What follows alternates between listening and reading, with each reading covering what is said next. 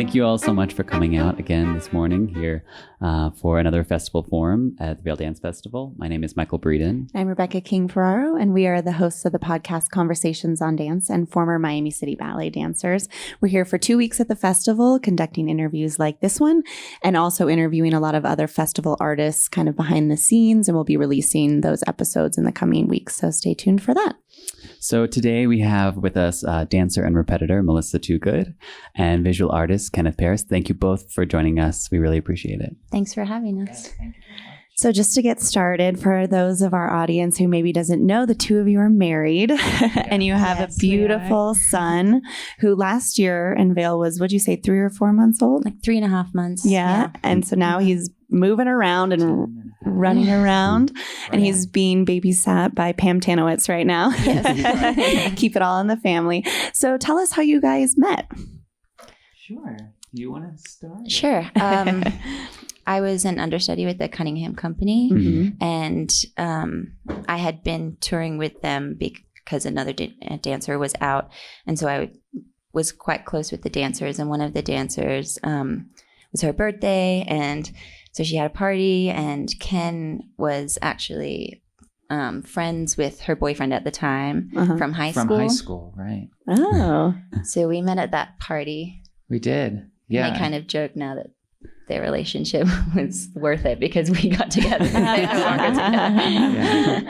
Yeah, it was funny because when I first saw her, it was really hard to approach Melissa, not because she's not approachable, but she was sitting between these two beautiful men, and I was really intimidated. And it was Rashawn Mitchell and Cedric. That's right. So I was like, had to kind of wait till she got away from them. I felt like to approach her. It was nice. Yeah. Well, and the rest we've had Rashawn on the podcast. He's an intimidating figure. Now you know. So, Kenneth, how did you first become interested in visual art, and when did you personally begin to create? Geez, I would say really, I kind of have always been interested in visual art. It was something that I just did. I would draw and, from crayons and markers. When I was really little, we were still living in Pennsylvania, the Philadelphia area. And I remember I used to get a bucket of water and a paintbrush and then just like paint on the driveway with a bucket of water for hours, over and over. Now, other kids use chalk. I would just paint and let it disappear and paint and let it disappear. But I was really fortunate that my mother in particular, she was really into visual art, and she recognized the talent and really, I never felt pushed. She would just ask me, would you like to do this? Would you like to take a painting class? Would you like to do, so there was different summer programs when we moved to Austin, Texas, that she got me involved with at Laguna Gloria. And I took pottery and things like that. And then just really wanted to start showing. And I had my first exhibition at a coffee shop, at Amy's Ice Cream in Austin. And then I started doing coffee shops when I was like 18 until I worked my way in the galleries. Yeah. So with all of that interest in art, was there ever any thought of you taking dance classes maybe when you were a young kid? Not really. My younger sister did. And I was always interested in the figure and sort of what the body went through and through dance, and that sort of that, I wasn't able to identify it when I was younger, but the tension, right.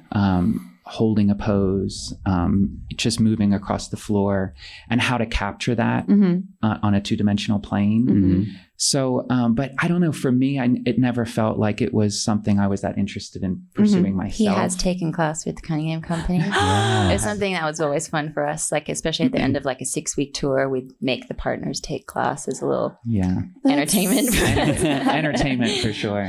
That's so fun. I love that. So Melissa, we've had you on the podcast before, but for those of us who maybe haven't listened to that quite yet, they should go back and listen. Can you tell us about how you got your start in dance and what brought you to the work of Merce Cunningham? Well, I don't really remember starting dancing. I was one of those that like 3 years old. And I just never questioned it. It just made sense to me. I went to a really great performing arts high school in Australia. And from there, the director of my school there was, I guess, friends with the director of New Old School of the Arts in Miami and invited him to bring kids out for the National High School Dance Festival. From that, I got a full scholarship to New World. And then my sophomore year, 2 former Cunningham Company members came to set a piece, and I was in that. And that was, until then, I'd really, like, every type of dance I tried, I loved. And it was really hard for me to kind of figure out where I wanted to try and make a career happen. But that really made sense. And so then when I graduated, I went to New York. And it wasn't immediate. It was back and forth, different things. I mean, when I graduated, they'd just hired like 3 or 4 company members. So, I actually danced for Pam Tanowitz before I got into Cunningham. And then I was very fortunate. She was the first person that invited me back when the company ended. So I danced for Merce for a while. And since then, I've been freelancing with a lot of different people. I've been very lucky.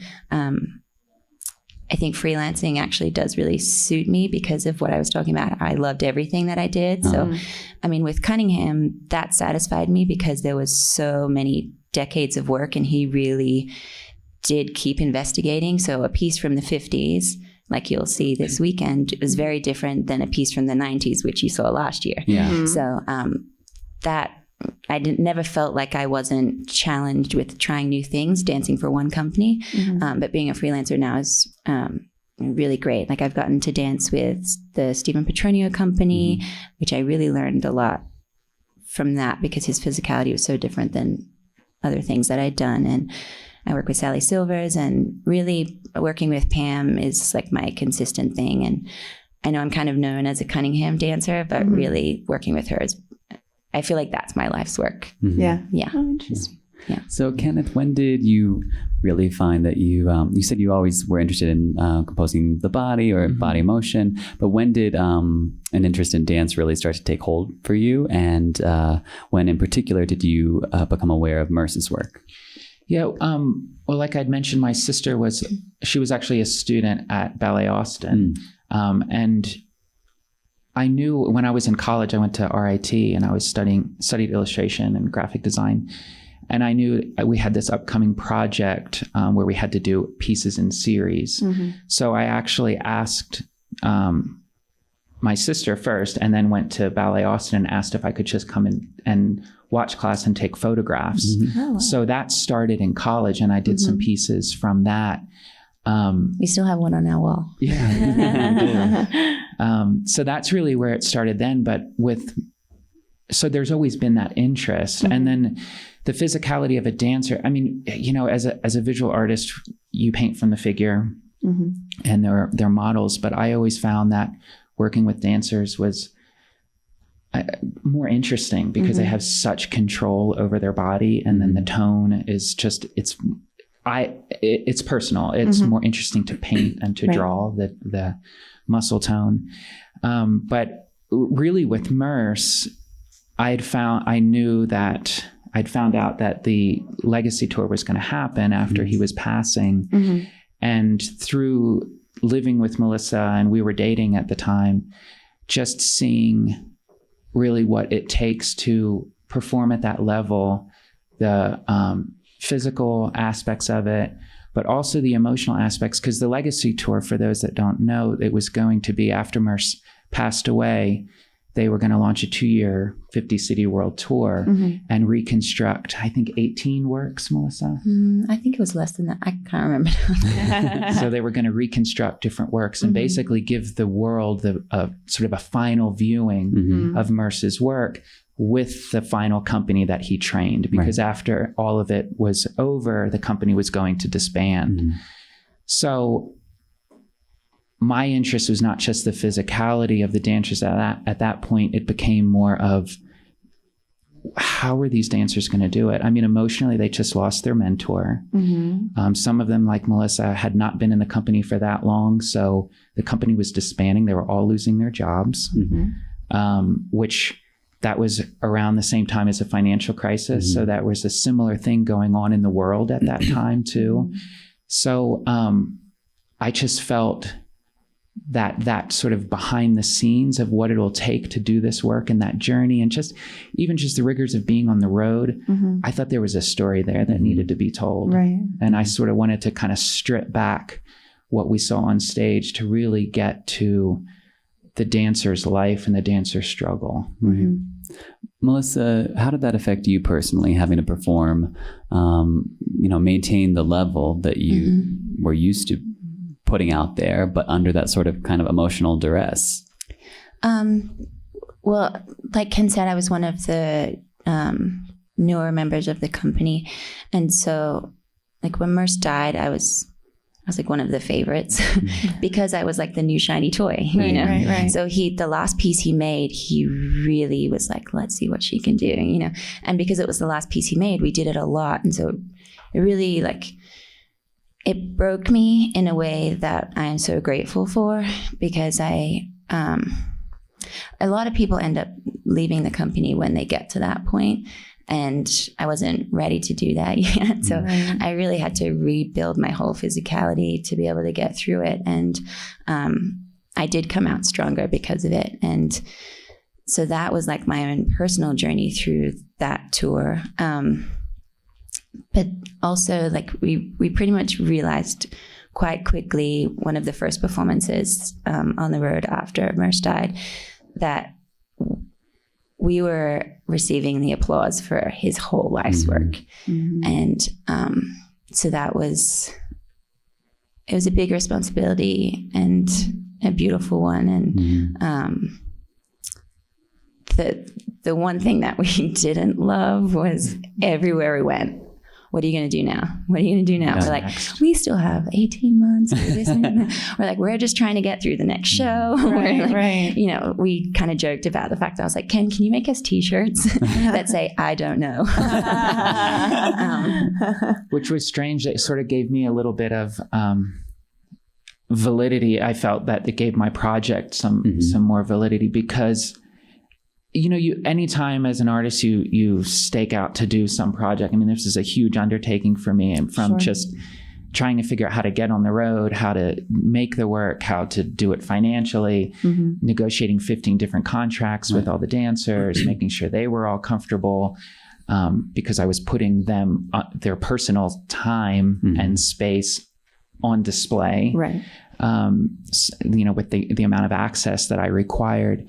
So once I saw too that everyone was asking these dancers, what's next? I thought, okay, what I'm doing is important, because this is really, dance only exists in time and space. So this was now a marker for the dancer's effort. So there's actual, not just photographs, but a marker for what they've done. Right.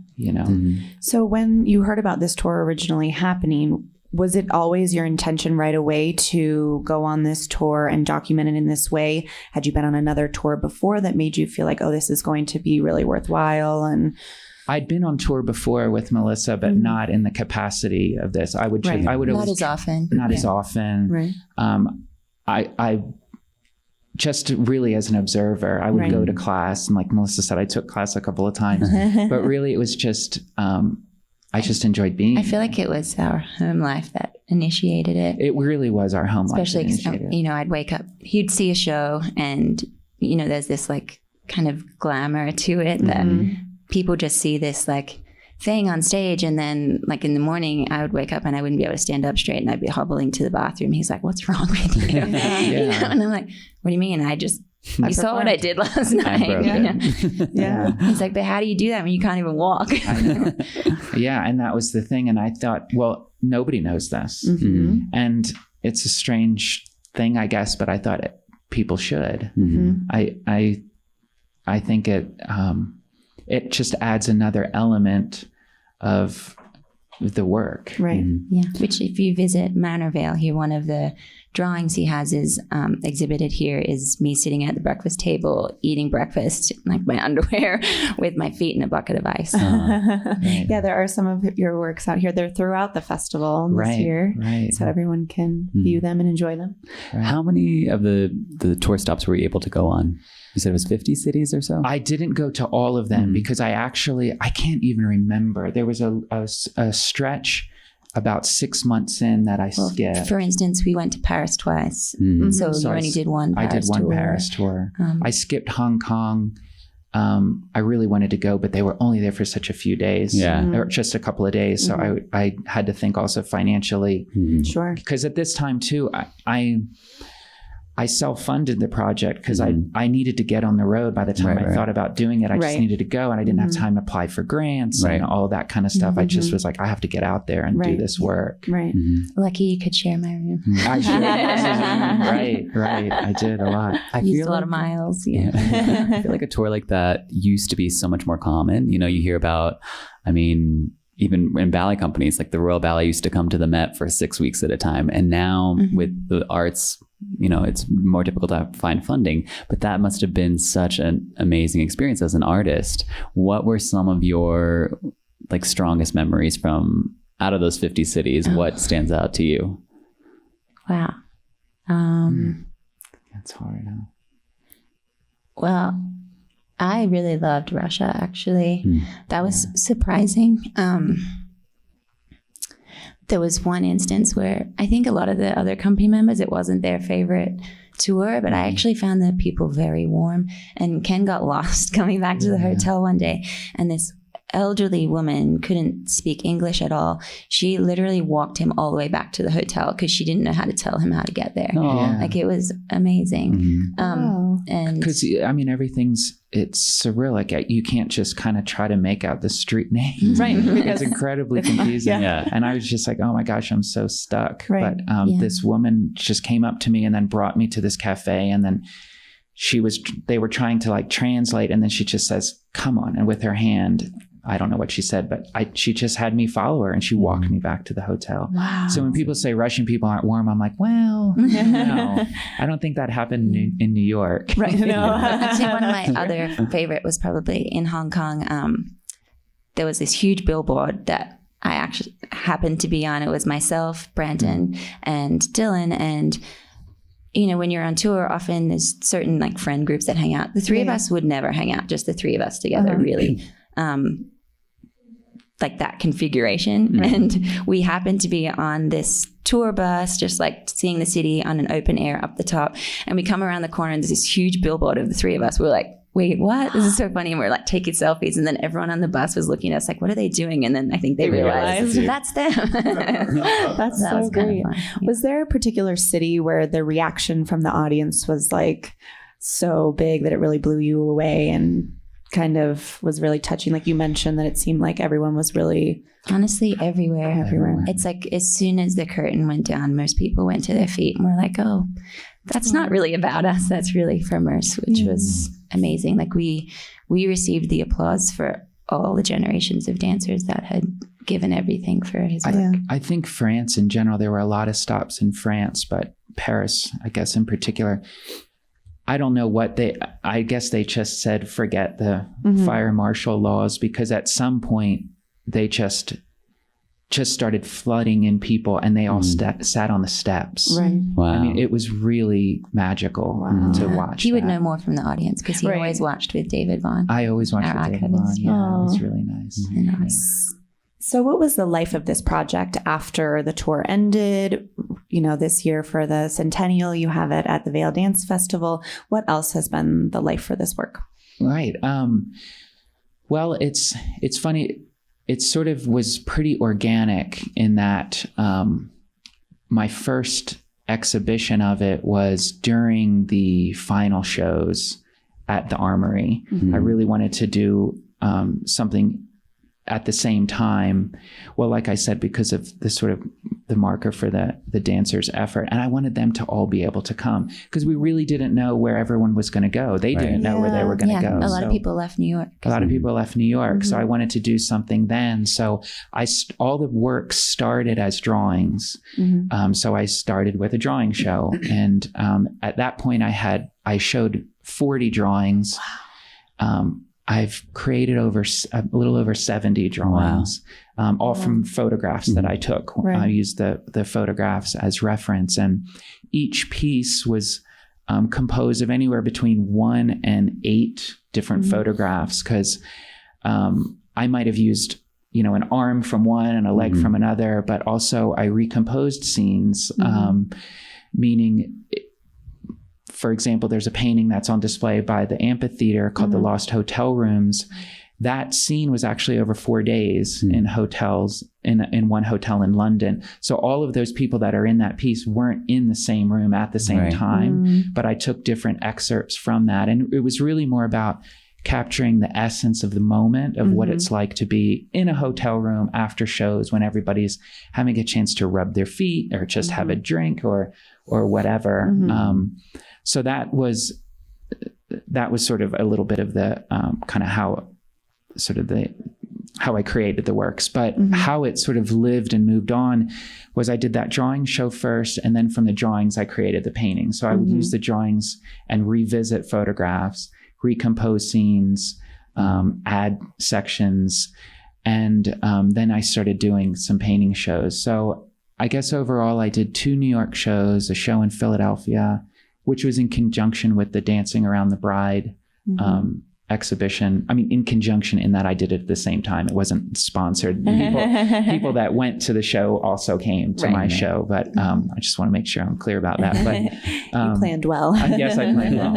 And Houston, I did an exhibition in Houston, which was great because Marcy Munnerlyn and Melissa came down and actually danced in the gallery at the opening. Oh, very cool. And that was sort of, then I became visual artist / producer, which is kind of neat. That's fun. And then a collaborator of mine, Jeff Klein, a musician, actually did the music for that show, and it was a gorgeous show.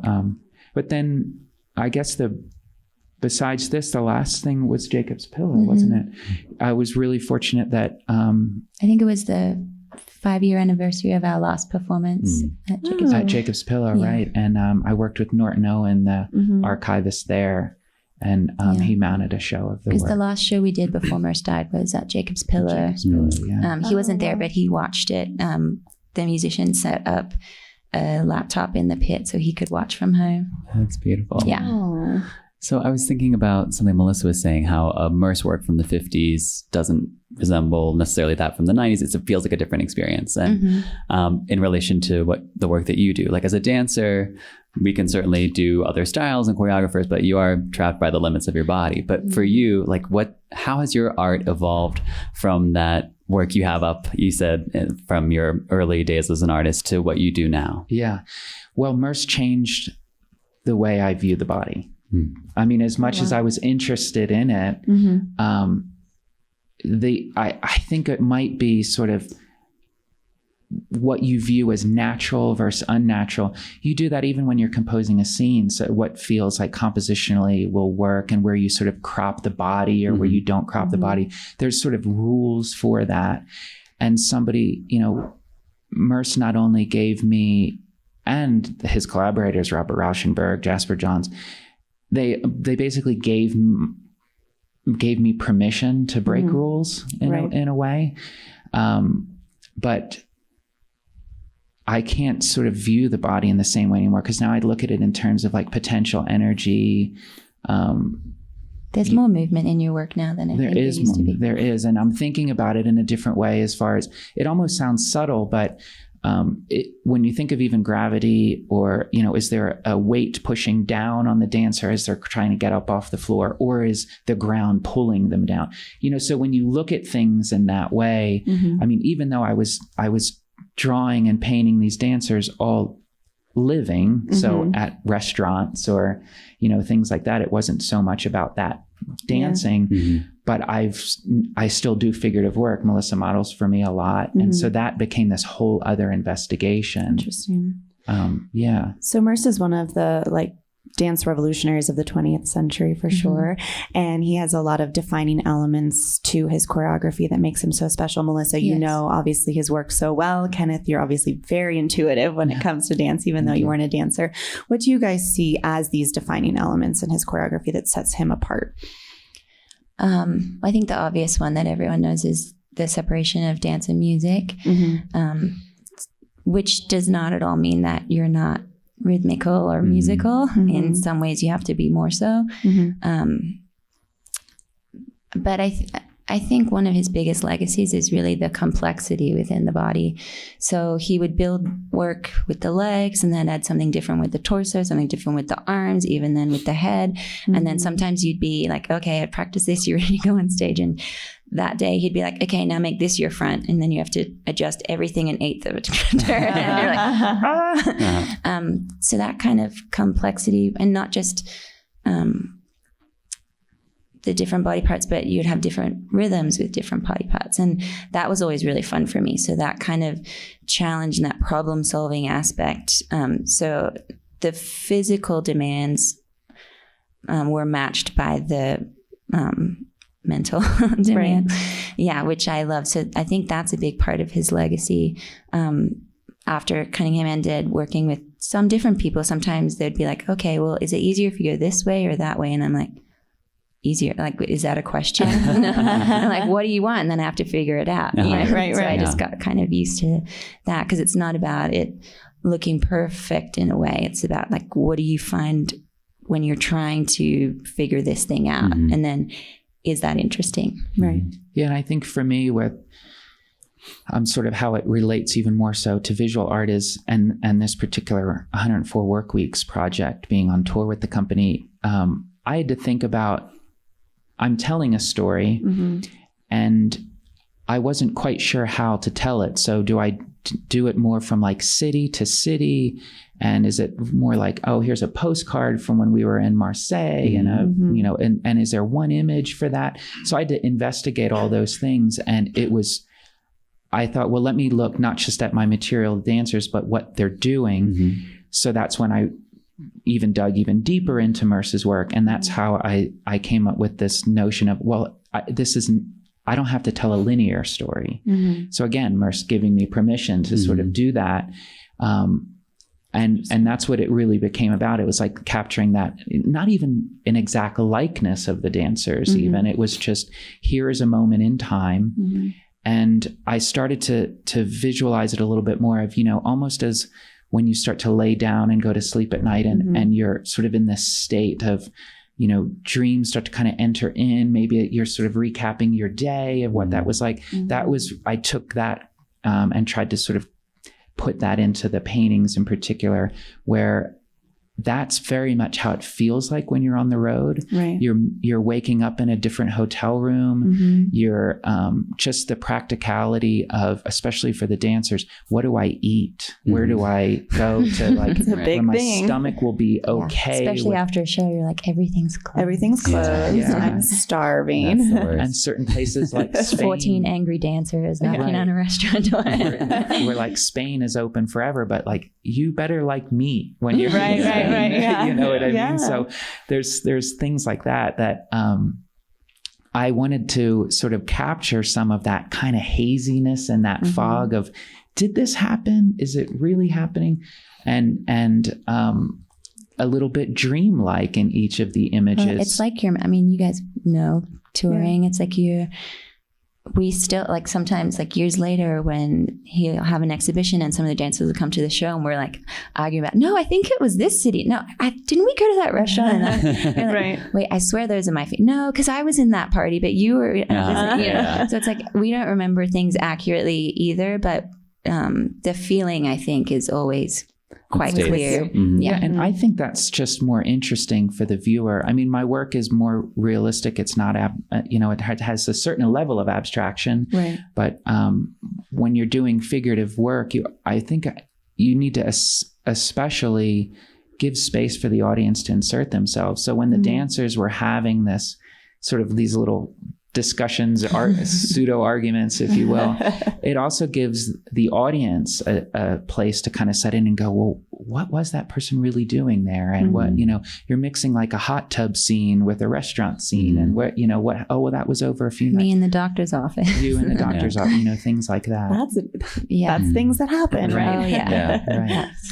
So, Melissa, Merce set up a trust to protect and preserve his legacy before he died, and you are now part of that trust. I'm not, actually. You're not a part of that trust. Okay. You're on the website as part of the trust. Well, I teach class. I'm a stager, but I'm not actually a trust member. A trustee. So Okay. I am you occasionally employed by the trust. That's true. Yes. I see. Okay. So what does that mean to be a part of Merce's legacy in a different way, to help, continue to bring his art even after his death?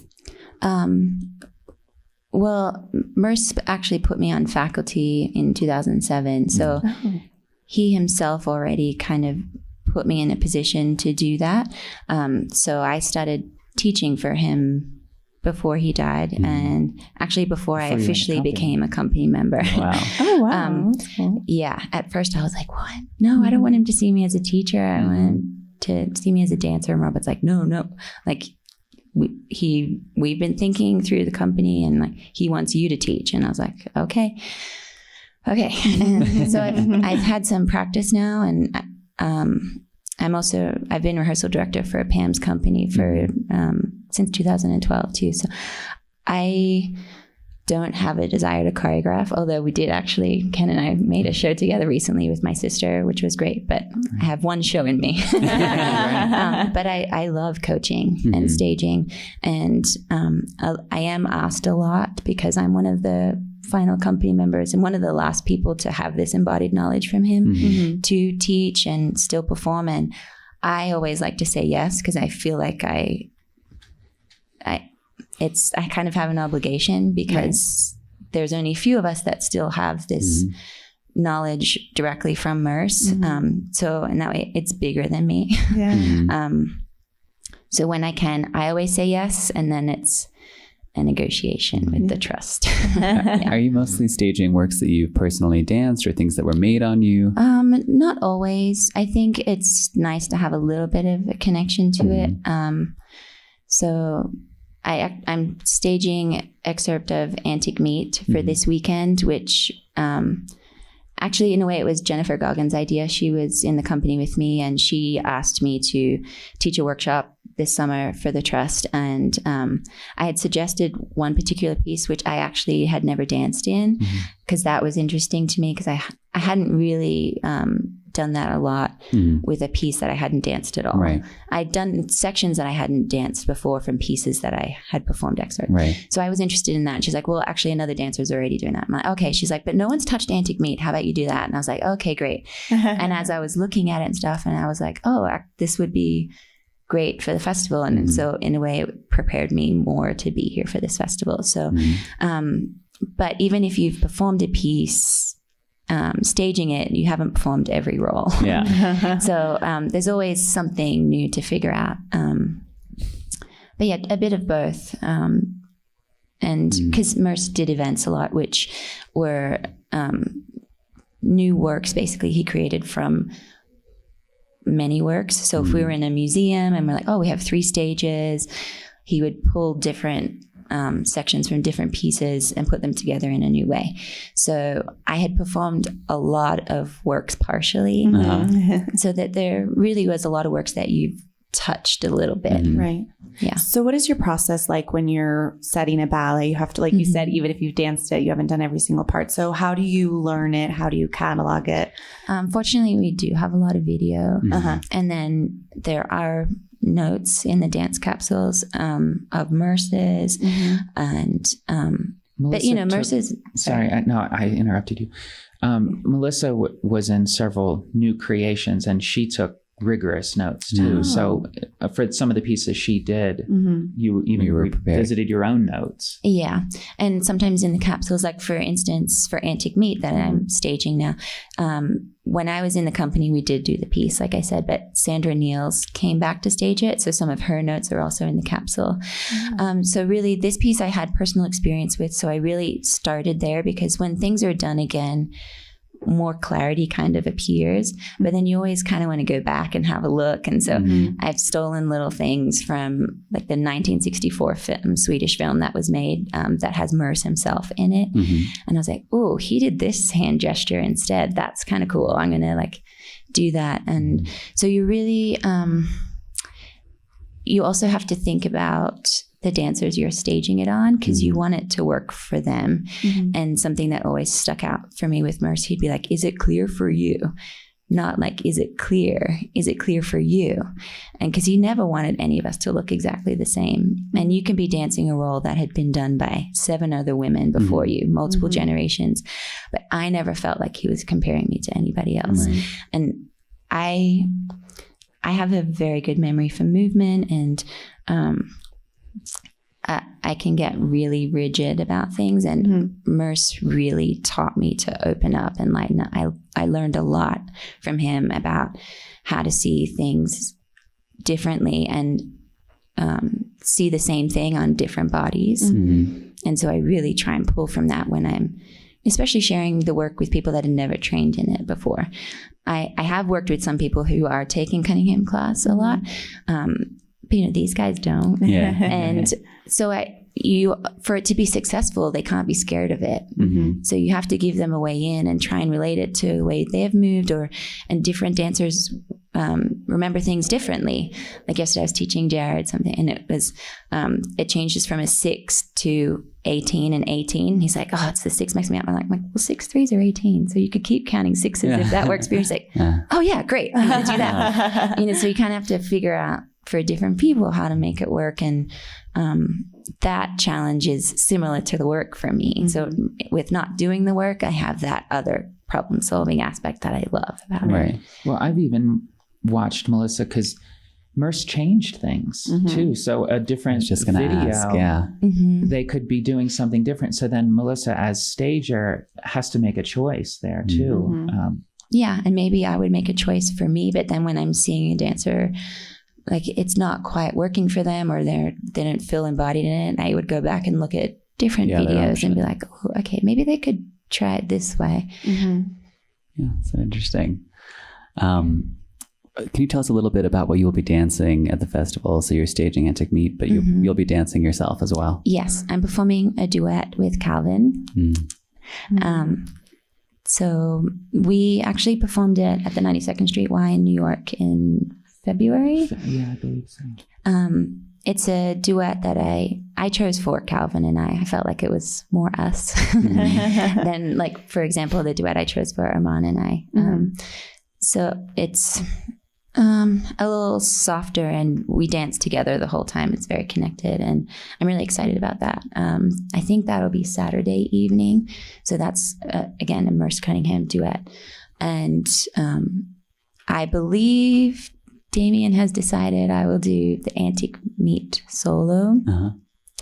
We were between 2 different solos, but I think that's what we've landed on. So it's a solo from Antique Meat as well, with an umbrella. It won't be performed with the excerpt. The trust has decided, which I don't totally understand why, but that it can't be performed with the group section. They want to keep a clear distinction between stager and dancer. I see. Yeah, I think it's interesting because I don't really think an audience cares. But so those 2 sections from the same piece are being performed, but separately. And then on Monday, I'll be performing Pam Townsend's new work.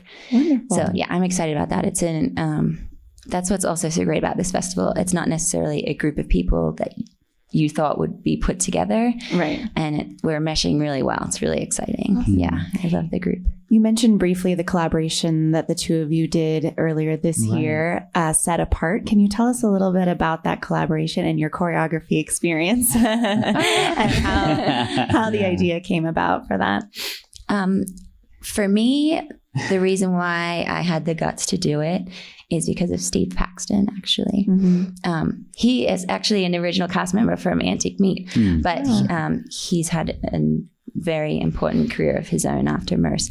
And he was awarded a Bessie Award a couple of years ago. And what he said is that, I maybe not exact word for word, but basically that everyone should make a piece at some point in their life. Interesting. So I was like, okay, he's someone I should listen to. All right, I'll do it. And I've always wanted to dance with my sister. She's a dancer in Australia. And we've worked together once a couple of years ago because she was in New York doing a Cunningham workshop. And another choreographer, Christopher Keynes, had said, have you guys ever danced together? We're like, no. And he was working on a film series, short films with Richard Daniels. So they made a short thing for us. And siblings sometimes have complex relationships, but we worked really well together in a working capacity. So we're like, oh, okay, this would be exciting. So we really wanted to work together, dance together. So Jody and I choreographed it, and we were like, Ken, we really need you to help us kind of give it direction and be like an outside dramaturg in a way. And of course, like, can you make a set or do some kind of visual design? Right. And it started out as, can you make maybe you'll make some set pieces. Maybe you'll make a video in the background. Then it was like, you have to make set pieces. Like we found this amazing venue in Melbourne to premiere it, and the stage was huge. The Space Dance and Art Center. Yeah, the Space Dance and Art Center. And Melissa and Jody were just thinking, how are the two of us going to occupy this whole space and make it interesting and exciting? Right, and part of what was interesting to us is that we're so similar, even though we've spent our entire adult lives living on different continents. And so we're like, okay, how do we create separately and then do it in the same space? And interesting. So that's a neat process. Yeah, and that's how we worked too, where I started to just create collages and things and give them photographs and say, this is what I'm thinking about. But I came up with this idea. Essentially, the video behind was, instead of a set where like the curtain comes down and a set piece comes out and people are dressed in black, so they're like in the shadows, you don't really see them if the curtain's up. We used a video screen, and I created, I think it was over 5 days, multiple collages that I shot in time lapse. So it was actually, instead of people moving the set, it was my hands moving the set. So I would build the collages in time and then paint on top of them and then strip them away. And so a lot of it was about building up and taking away. And cool. Yeah, and it was this whole investigation of sort of place and then we leaned on our amazing friend Jeff Klein again for sound and music. Yeah, he did a great job for the sound. And then I had to build some set pieces actually in Australia, which just even the mechanics of that, where you're come up with the plans at home, but then I had to convert everything to metric and think in a different way. And like, well, what lumber we don't do they live have? there. We're like, my sister's husband's parents' garage. They don't have Lowe's, but they have Bunnings. So what's the measurements of the lumber that you sell? So I could it's interesting trying to kind of figure out those things too, which becomes like another level of the artistic process. And my parents were really like, too? Wow, there's a lot that goes into this. I'm like, oh my God, yeah. And like, but I thought that was sort of it for me, where maybe I would interact with the set a little bit. I drew actually with Sharpie markers on vinyl shades that rolled down, and that became part of the set. So at one point in the piece, I rolled them down and there was a bit of a reveal, and then rolled them back up. But Melissa and Jody were like, well, how are you going to get on stage if this is what you're going to... And I said, I don't know, I just walk on stage.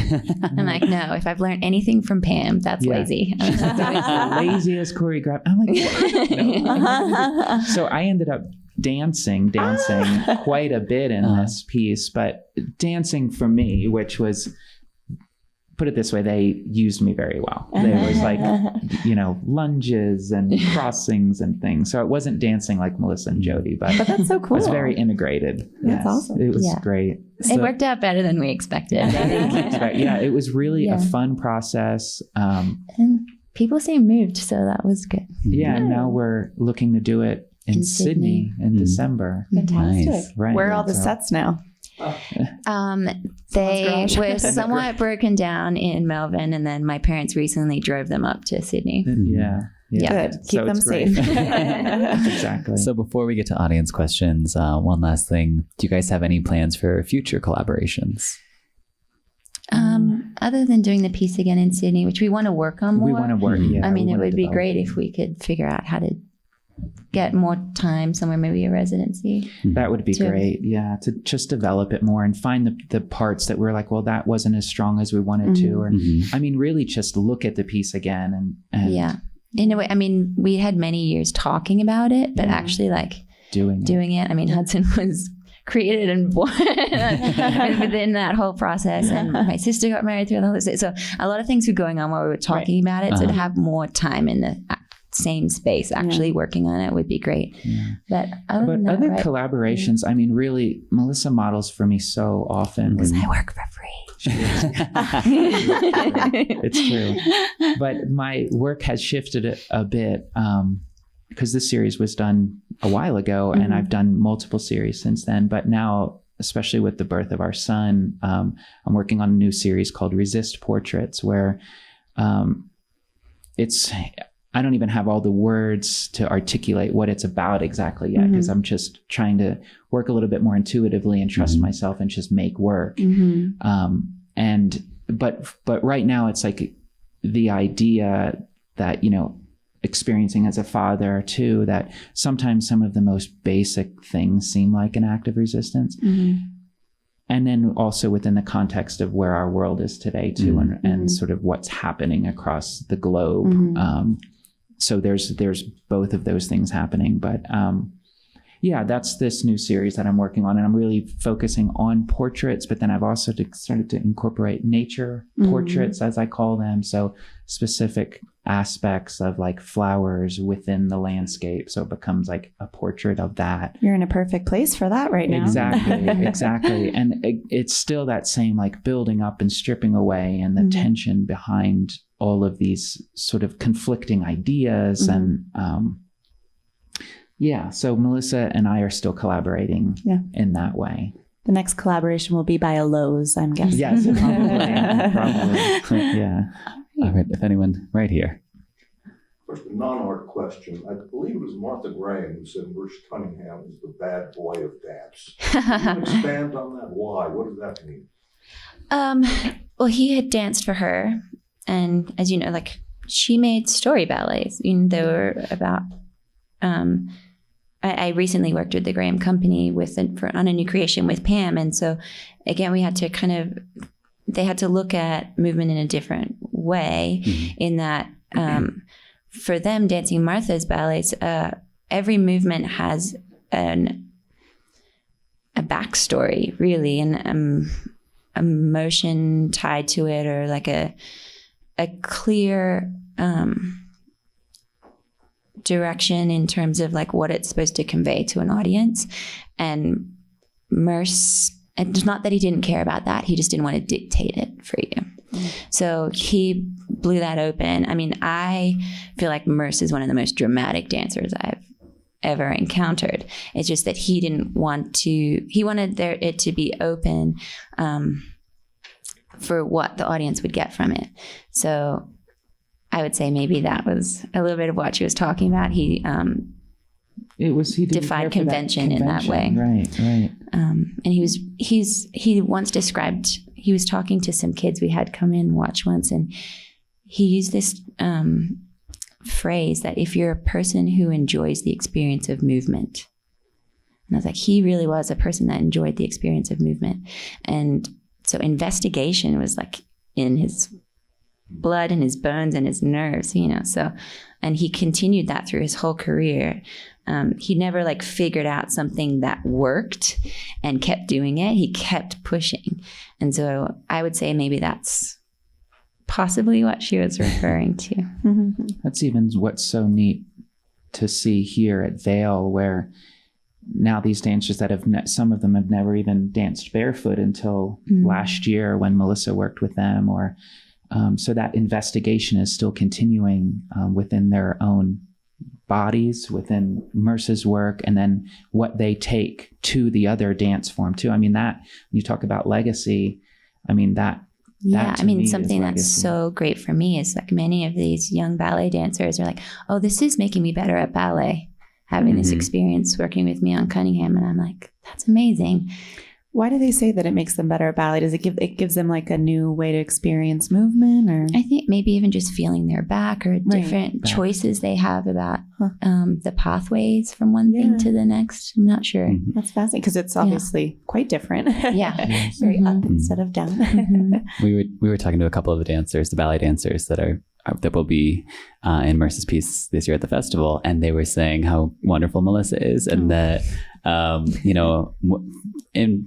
for instance, when someone in the front of the room says, okay, let's do a run, you'll usually be met by like a collective groan. But they were like, when Melissa says it, you're like, oh yeah, wait, you want to do again? Let's do it again. Let's go. Like they're all so on board with it. Yeah. Oh, that's great. And then that's how we felt working with Merce. Like I was an understudy for a few years actually, which was to be an understudy with Merce at the time that I was actually the best time. Because he was not traveling as much with the company. So there was 4 of us in the room with him often all day long, because even though he couldn't travel, he wanted to work. So he was making stuff. And he was the kind of person that you worked so hard, but he made you want to. Like he would joke like, okay, we're going to do it one more time and then we'll do it again. And, then you're like, and again and again and again. Yeah. But you were excited to, even though you're like dying. Right. Yeah. Any other questions in the audience? Yes. I don't have a question, but I want to share that I feel both of you are very unique in your relationship, and you have a given talent for communicating and teaching and instructing. And I heard you hope to have a residency, and I think I would hope that would happen for you too, because you Thank you. have a gift. Thank you. Your experience together is very unique. And Thank you so much. That means a lot. Thank you. Yeah. We couldn't agree more. Oh. I think that's a wonderful, sorry. Go ahead. No, I can't thank even just the Vail Dance Festival I mean, when I first came here, I came as Melissa's partner, and Damien was just so open because he's like, oh, come hang out, be a part of it. And then it was sort of over time, it's like, oh, wait, you're a visual artist and you did this and you did that. And then now. Yeah, they're just the kind of people that if you have something to contribute, they're like, great. Right. And so they've given me this refreshing and amazing and to share this wonderful work, during the centennial celebration of Merce Cunningham. And, and I've seen it is universal, this sort of experience for dancers on the road and what that feels like, and just the rigors of it, the fun of it, just a life in dance. I mean, that is similar to me, whether as an observer, I saw the same stuff here for the, members of ABT and New York City Ballet as the Cunningham Company. So I hope for the dancers too, that they get something out of it and feel that they're appreciated even more. Yeah. Right. Absolutely. Yeah. All right. Well, that seems like one more question. Yeah, if I could. Of course. You talked about the relationship of gravity to dance and everything. Have you seen Howard Schatz's work, The Dancers Underwater? He said this is a time when the dancers finally don't have to fight gravity, but they have to be able to hold their breath. Right. That's amazing. I have seen some of that work. Yeah, it's stunning. I met with him a year ago, January, and talked about this stuff. That's amazing. Oh, interesting. Cool. That's great. Cool. Any other questions? No? Sounds like a great note to end on. Thank you both so much for joining us. We really appreciated it. Thank all of you for coming out. Yeah. Thank you.